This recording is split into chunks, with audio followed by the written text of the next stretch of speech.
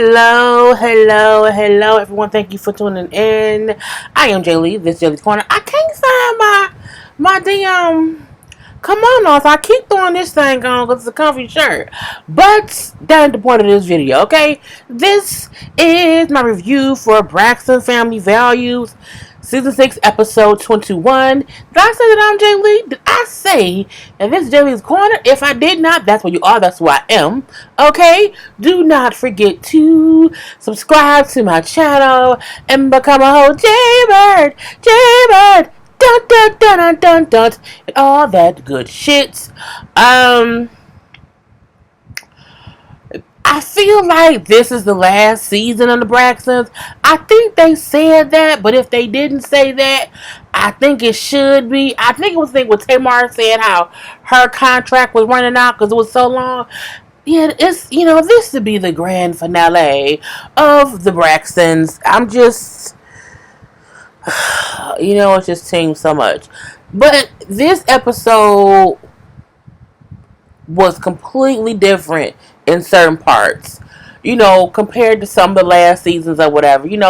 It starts off with them saying how, Gabe found out that he had cancer and he passed away quickly, okay? Within like 2 or 3 weeks that, he ended up passing away. So we see Mama Braxton and Trina meeting up to chit chat, and this is after he's already had the funeral or whatever. So we find out Trina is grieving, girl. Okay, I mean I cried many times during this episode. Excuse me, because it's just Trina really and the thing about it is Trina was like, he was like my best friend. We were married, yes, we were divorced, but we was able to divorce and remain friends, and we were like best friends. So for her it's very, very hard.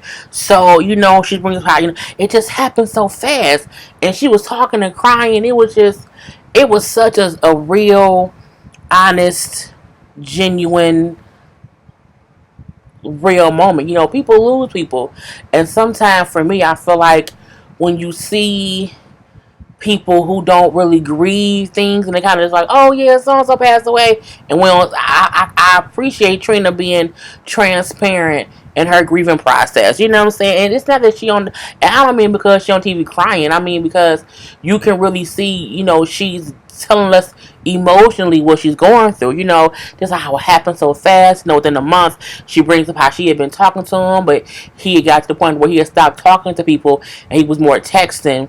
She brings up how he did send her a voice message, but she was saying how he was going to visit his family like over Thanksgiving time, and how she's like, some told me to go and be with him, but I didn't because he kept telling me it was okay that I can come later. I feel like I wonder if Gabe knew it was towards the end. He may not have just wanted her to see him like that, but he had a whole surgery, and they had been in contact and everything, and it was just sad. She brings up how I wish I was there because I am his family, like Gabe was my family. It was just so sad to see, and even it reminds you how much her and Gabe really was friends, how much he cared for that man. Despite what he may have done to her in the past, they were able to move past that and still be good. She brings up how she went to the funeral. Now, no one went to the funeral with her, and I don't know how I feel about that. I mean, I feel like none of your sisters, mama, daddy, your brother was able. That was weird for me. I feel like not Nan's sister, not even Umba, not Tawanda. Okay. So she went to the funeral. One of her sons went with her. I can't think of which one she said that went with her. The other one ended up not going because he could not find his license. I'm guessing in order to fly. Because you gotta have your license. And it's like he was so upset that he couldn't make it. But both sons were listed in the obituary. Both sons were listed as pallbearers. She brings up how great Vaughn was. Mainly because he is still with her while she's grieving for another man. And I'm like, that is, your girlfriend grieving, like really, really grieving over the death of her ex-husband. But it's because he was my best friend, you know what I'm saying?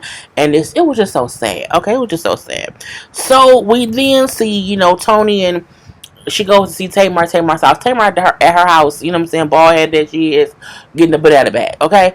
And, she's at her house chilling, you know what I'm saying, talking to her sister. So Tony is like, oh, hey, what's up or whatnot. Tamar brings up what happened on the tour. I'm like, why did you call it a tour? It was just it's two cities a tour.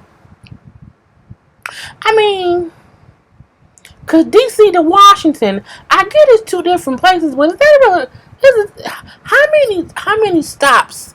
How many times do you have to have a performance before it's called a tour? If you do two shows, is that a tour? I don't know. I'm just saying, I don't know. I think it was two performances. Anyway, she brings up how things were not good. I'm always blamed. I'm always the one wrong. I'm saying, I'm always the wrong part. I'm like, Lord, here she go. She just kind of brings up how it was management versus management, which it really was. She brings up how Tracy manager tried to fight my whole crew. I say, did he? Was he the Jamaican Dandada? Okay. Was he like, what the bum clock? Was that what was going on? Was he fighting everybody? Anyway, I'm like, oh, okay, Tamar, look, I ain't saying Cliff was innocent. I ain't saying that at all. I'm also saying I wasn't there. Okay, I wasn't there either. However, I do feel like Tamar's people played a part in it. And I feel like it was bad blood before that day. Period. And I feel like if Tamar knew it was bad blood, if Tamar was scared of that man, she should just have not asked Tracy to be her opening act. You want to know why? Because her management team and Tracy's management team is beefing. So don't even try to mix the two. Point to the blank to the period. She brings like it was crazy backstage, you know what I'm saying? And I had to worry about fighting. I ain't no rap group. I'm like, people fighting all kind of groups, not this rap group, but whatever. And Tony brings up like, well, that's crazy. People sometimes don't realize how hard it is for a tour. And when you have opening acts and other acts or whatever, they want to be comfortable and things happen, you know what I'm saying? Things are supposed to be handled. She brings up, sometimes family can't work together. And sometimes they can't. I just can't. You know what I'm saying? I cannot, in the words of Jocelyn Hernandez. We also brings, it's just, I'm not saying Tamar is not, it's hard to know what Tamar or Tracy know, considering what was going on while they weren't there. We can see bits and pieces of it. So, it's just, I just feel like because Tamar's team was always kind of messy, in my opinion, I just wish they would have not gotten involved. You should have left Tamar in her place, left Tracy on the other side of her damn manager, and just the two shall not meet. Okay, be fucking Switzerland and just stay out of the bullshit. But I digress. It is what it is. We then see Tamar get something in her IV that supposedly puts her to sleep. I think she's faking. She's not a good actress. And then Tony steals food out of her cupboard. So I'm like, Tony, are you that poor? Are you? Just okay. We see at the second time, not the second time. We see next that Tracy then goes to talk to Tawanda about what happens, and Tawanda say if Tracy wants to me to be her sounding board, I can go listen to what she has to say. So Tracy thing is she like I don't even think it's me and Tamar. I think it's her people. It's her people who feel threatened about anyone who may separate them from Tamar. I can agree with that. I like how Tracy said how, all they have is Tamar. And they don't want to let that go. So they'll cause issues, with people. And I'm her sister. I'm her sister. So, it was some bullshit all the way around. But again, I wasn't there. And I don't think they know what happened when they wasn't there. And each are taking the word of their team. Okay, but I know Tamar went on social media and posted a picture of her hugging Tracy and said how things is fine. She's not letting bullshit linger, and she love her sister, and that's what she should have did in the first place. And maybe I think because of the way it made it look on the show, that's why she did that. Okay, but it was what it was. We see Mama Braxton on her way to have lunch or dinner with the sisters, and Vaughn calls. Trina's boyfriend Vaughn, and it was cute. He just called to check up on her and kind of check up on Tracy. Not Tracy, damn it, girl, Trina. Because again, Trina's still grieving from Gabe, and Oliver Braxton brings up how it's hard for a man to watch his woman grieve another man. So Vaughn is very good to be doing that or whatever. You know what I'm saying? And she thanks him for being understanding about Trina grieving for Gabe. And it was a cute little scene. I'm happy that Vaughn feels comfortable enough to call Mama Braxton. He also asked Mama Braxton, "Can you make a brother some of them biscuits? I want some of them biscuits." I was like, boy, put them biscuits from the can in your thing. Anyway, we see Mama Braxton, Tony, Tamar, and Tawan to have lunch. You know what I'm saying? And they basically trying to get together to discuss how they can get around Trina and make Trina feel better. Because again, she's grieving. And so they say about that, they're going to figure it out. And then Tamar, I'm going on Big Brother. And I'm so happy going on Big Brother, whatever. And what I'm saying? And Tony, like, you don't even really like people. Like, what if you're there with somebody you don't like? Well, I like everybody. She's like, no, you don't. You don't like everybody, and she does not. Tawanda's happy because her and Trina, girl, her and Tamar are both Big Brother fans. I ain't never watched Big Brother before, so I don't even get the point of the show. And when Tony said, "Well, what's the point of the show? Like, who was Big Brother?" What that mean? Because they watch you. I was like, but who was they? Oh, Big Brother. But why is it called Big Brother? I don't get why it's called Big Brother. I really, really don't. But I mean, I guess it is what it is. Okay. Anyway, we do see she brings up, well, I'm leaving in 4 days, and I need to find out which one of y'all gonna watch my kid. I'm looking like, why can't his daddy watch him? I'm so confused on why Vince can't get Logan if Tamar has to work. It's something going on in that water that ain't clear. It's some reason that Tamar and Vince ain't divorced yet, but they both are in new relationships. It's something going on in the bullshit of all. Because Tamar lived with that man she with. And I feel like Tamar and Vince wasn't married long enough or having even enough assets for it to take so long for a divorce.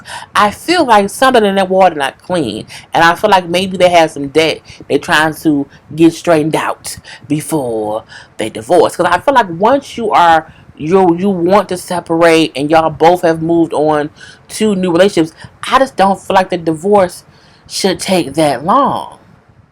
I don't. Anyway, because Tamar filed to have it be to where even though the divorce is still in process, she wants to be legally clarified as a single person. And I'm like, well, don't that happen when you get the divorce? No, I don't know because I ain't married. Either way go, figure that shit out. Anyway, when she asked them who gonna watch her kid, because for some reason daddy can't watch him, she's like, Mama, you and Tawanda can take turns watching the baby. And Mom Braxton, I don't know, but like I'm going with Tony on these couple days, and we have to see. So I'm like, okay, whatever. So if they're sitting around there chit chatting and jaw jacking or whatever, Tony and I think Tony asked something about Big Brother, and then Tamar jokingly said something like, "Oh, Big Brother, Birdman, my big brother, blah blah blah." And then Tony said, "You know what I'm saying? Well, I might not be engaged." And I'm gonna say this, she brings up how it was some trouble in paradise, but I'm not ready to talk about it. And I'm gonna say this one good time, okay?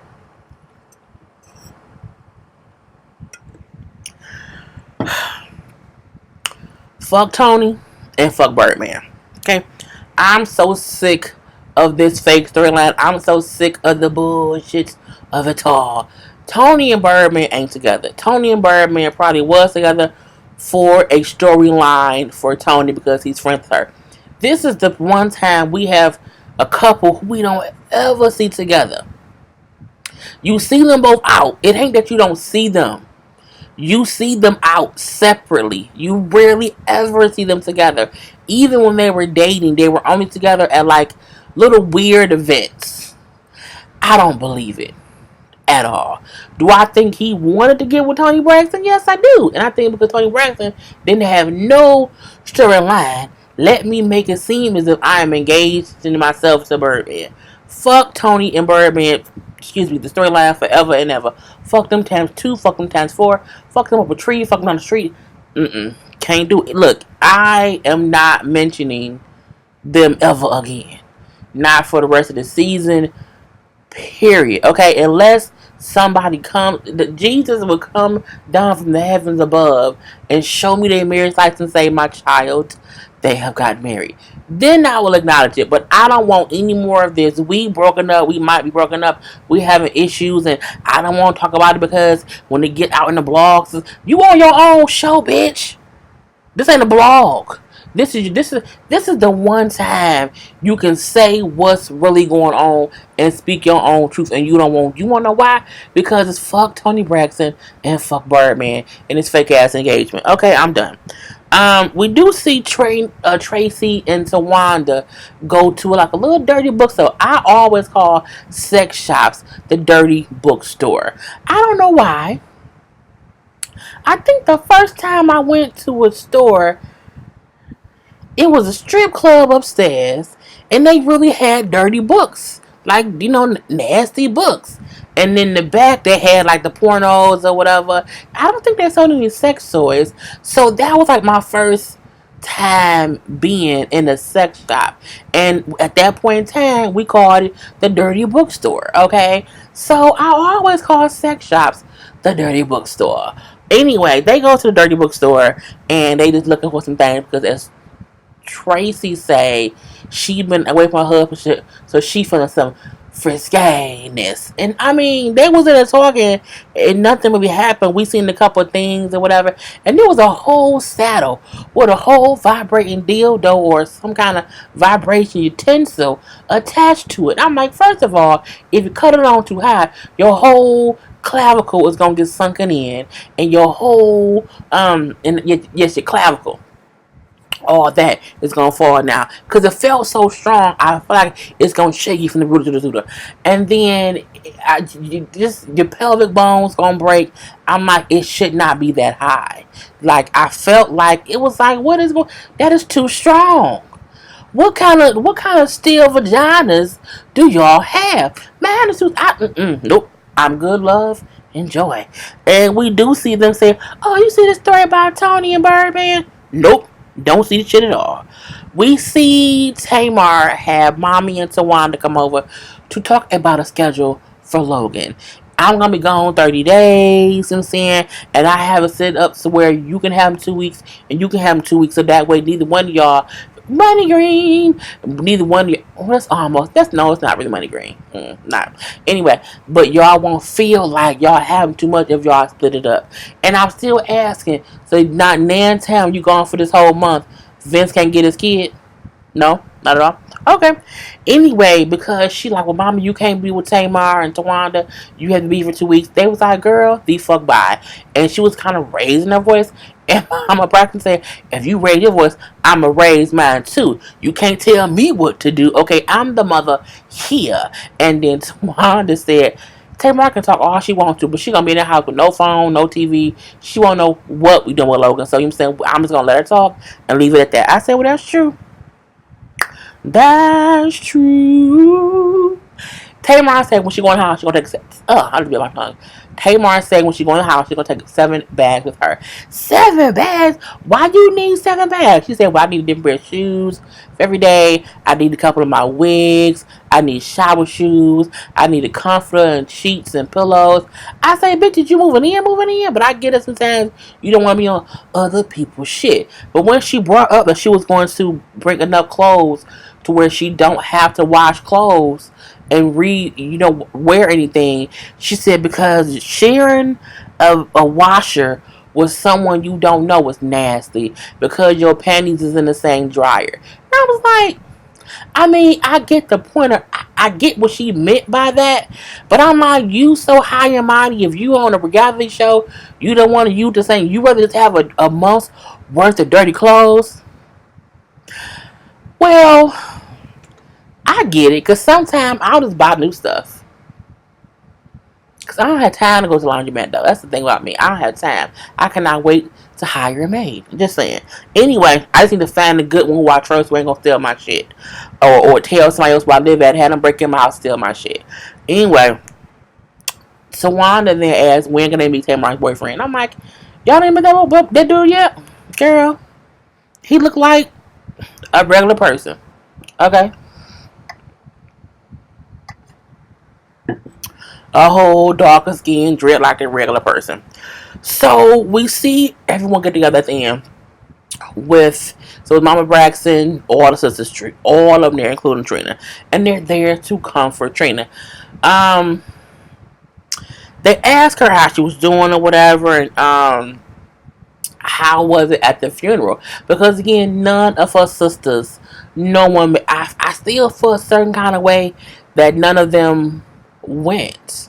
I think that's so weird. Like, mainly because y'all knew how it affected Trina. I don't see how you can someone don't go with her to make sure she okay. I feel like it. I'm pretty sure his family didn't say they can't come. I don't see that happening. So I don't know. That just made me feel some kind of way, But she brings up how when we see that Tamar and Trina, haven't spoken at all, since the whole thing, whatever. But luckily, they both are wise enough to know this is not the time to have any bullshit. Okay, even though Tamar and this hat and this scarf. I'm like, but you ball under that boo boo. That scarf ain't holding nothing down. You could have put on, girl, okay, I guess it's fashion, girl's fashion. So Trina said that she doing okay. You said, but check, I have my good days and I have my bad days. I'm like, that's grief. It hits you like a ton of bricks sometimes. She brings up how, sometimes I think about something, and I pick up my phone to call him. And I remember, I can't call him because he's not here no more. I'm like, girl. I was crying this whole scene because Trina was, she was just as she talking, she just shedding tears. She just letting it all flow. It's the best proper way to do it. She brings up how she's like, Gabe raised my son. He raised my sons since they were 2 and 5 years old. That boy raised them kids. Okay, he may have been a shitty husband to Trina at some point in time, but he raised her sons, and that don't come every day. And she's like, he's the only father either of them know, and it's tough on them too. And they asked her, like, well, how did it feel at the funeral? And she said, it felt, I felt lost. It made me feel lost. Not hearing his voice. She like realizing I'm not gonna be able to hear his voice, not hear his corny jokes or whatever. She's like, it's final. Like it's final. I'm like, girl. She brings up how, no, Tamar say, well, since none of us can make it to the funeral, like, how about we have, like, a fun funeral, like a memorial, a fun memorial. And they say, oh, that'll be okay, just to kind of raise her spirits a little bit. And I'm like, I guess that's cool. And that's kind of how the episode go off. I don't care. I don't think I care about much else that they said. They had a great ending showing different clips of Trina and Gabe over the years of the show and different pictures. I was like, oh, made me cry. They showed a still from his funeral. He was buried. The funeral was a military one, because I think, was it military? You know what I mean? It was, it was the army thing or whatever. I can't think of which one what it was. But he was a veteran. So it was just, it's like, damn, Gabe died. I was like, oh, so I was crying and crying and crying and crying and crying. Because I watched, if any of y'all watched Station 19, I watched that show earlier. And, oh, God, someone on the show passes away. And I was like, oh, my Lord Jesus. And I was crying because of that. And I'm like, I need to watch something that's I ain't going to cry about. And so I watched the show Superstore. And then once that went on, like, I could watch the Braxtons, because the Braxtons won't be sad. I didn't think it'll be the episode that Gabe passed away. I'm like, oh, So it's, it's been emotional time for me. It's just, oh, so much. But again, this episode was real. I feel like every scene with Trina, for me, is what reality shows are kind of for. It's when you show what's really going on in your life. You really show those emotions and how you feel, and it's not made up bullshit. So I appreciated this episode. And just still condolences to Gabe's family and to Trina. Even though we know she's moved on and she's with Vaughn, her and Vaughn are engaged now, it's still sad to see how much she, was going through it with his past. And so, that was it. And we're gonna end it there. So guess where you at? JB's Corner. Guess who I am? I'm J Lee. Peace.